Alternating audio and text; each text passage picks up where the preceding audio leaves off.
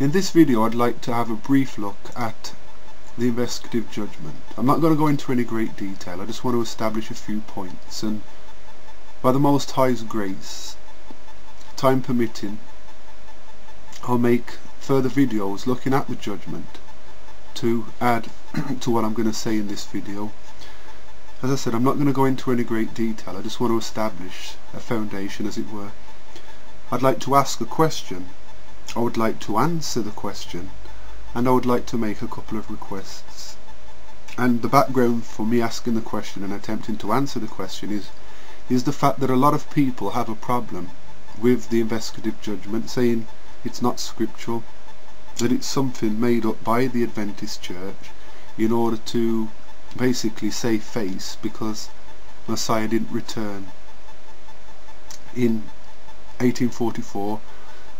Strange that people accuse the Adventists of making that mistake, as the Adventist Church didn't exist then, and that prophecy was given, or that prediction was made by Baptists, predominantly Baptists and Methodists. My question is this: is there any evidence anywhere in Scripture of the Most High investigating a situation before passing judgment?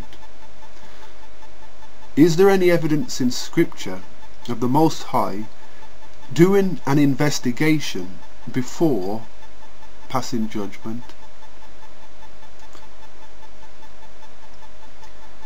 I'd like you to answer that question, share thoughts on the question, and now I would like you to listen to my answer, analyse my answer and comment accordingly. I believe the answer is yes. There is ample evidence in the Scripture to support the idea that the Most High investigates situations before passing judgment. I'm just going to give one example for time's sake. If you read Genesis chapter 11, you'll see there described the building of the Tower of Babel, which was basically in rebellion to the Most High.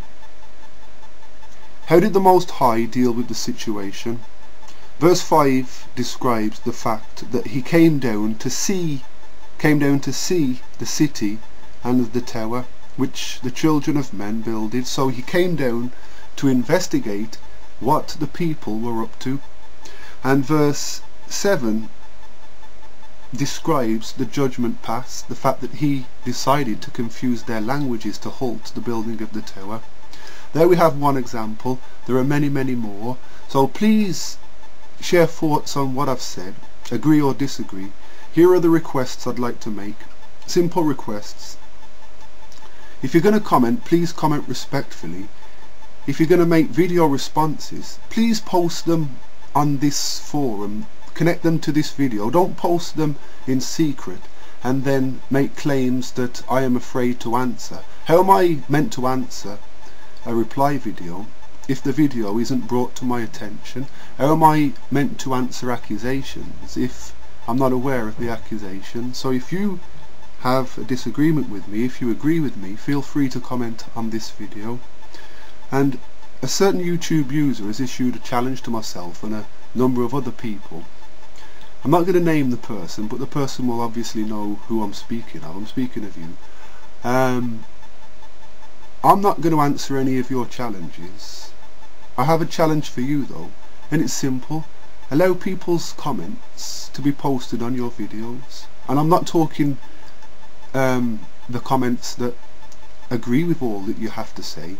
The comments that disagree, the comments that contain questions that you can't answer, allow them to be posted and you'll be respected more.